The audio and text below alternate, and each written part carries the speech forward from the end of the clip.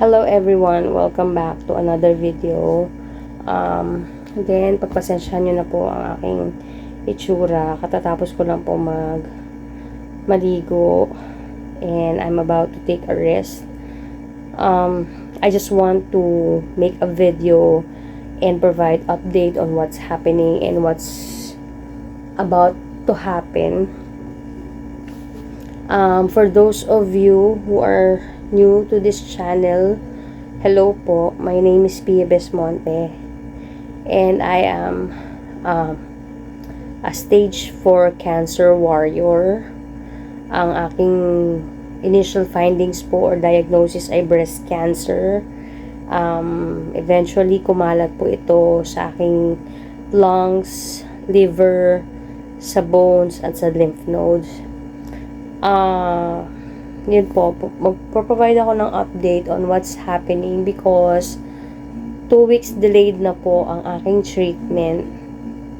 Last time na pumunta ako sa onco ko, niresetahan ako ng antibiotics and gamot sa ubo kasi nga po I have a persistent cough plus meron daw pong trace ng UTI. So, naggamot po muna ako and then nagpa-lab test ulit. And then, last Monday, June 15, was my another check-up. I was hoping na matutuloy ng treatment today, Wednesday. However, nung tinanong ako kasi ng doktor ko kung nagkalagnat pa raw ba ako and inamin ko naman na nung Sunday, June 14 ay nagka-fever ako, 38.5 yung aking temperature. So, sa madaling sabi, hindi matutuloy ang aking treatment. Supposedly nga today. Kaya naman, the effect of that,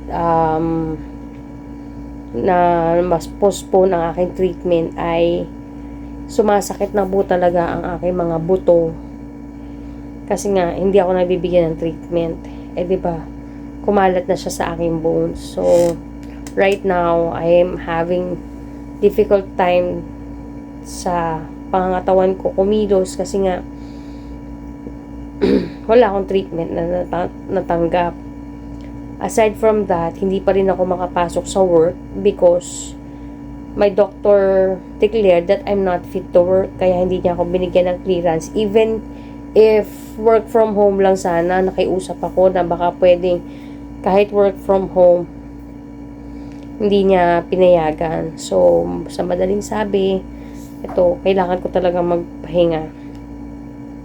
I am scheduled for PET scan on June 23rd. And this PET scan, I'm really praying. Kasi, I also ask my doctor, kung yung bang mga, minsan kasi pag naglalakad ako, bigla na lang akong parang tutumba or na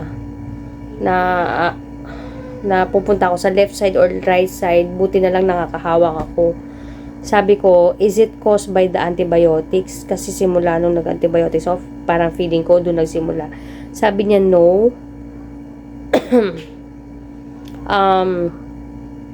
Mahina lang yung antibiotics na binigay niya sa akin.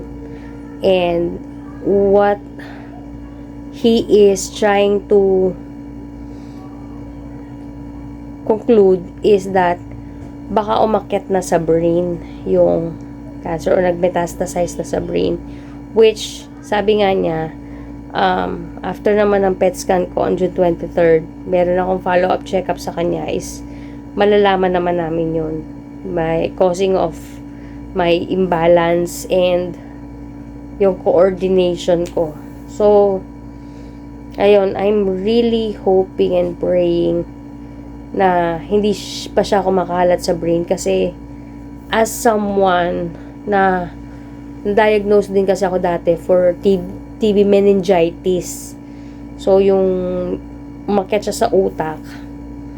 And it was one of the most difficult times in my life kasi during that time, pregnant pa ako sa panganay namin. So, ang hirap kasi while they are treating me para doon sa sakit ko, parang ina-anticipate na nila na baka ma-terminate yung baby, which thank God hindi naman, and okay naman siya sa gamutan.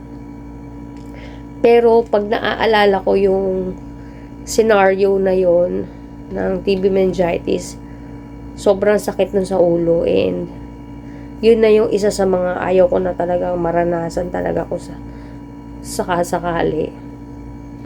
Ayun lang naman, ma-update ko kayo whenever ma-update ko kayo kapag matapos na ang aking tawag dito, PET scan, and kung ano man ang sasabihin ng oncologist ko sa aking mga prayer warriors, mapa-family man yan, kaibigan, co-warriors ko, or strangers nanood lang dito sa video ko. Maraming salamat for keeping me in your prayers. And dun sa mga nangangamusta sa akin, marami po salamat. Na-appreciate ko po lahat yun. And yun lamang po, I'll just keep you updated once meron na akong balita. So, thank you so much again for watching. Kung hindi ka pa subscriber ng channel to, you may subscribe now and click the notification bell para updated ka whenever I upload new videos. Until my next one. Bye!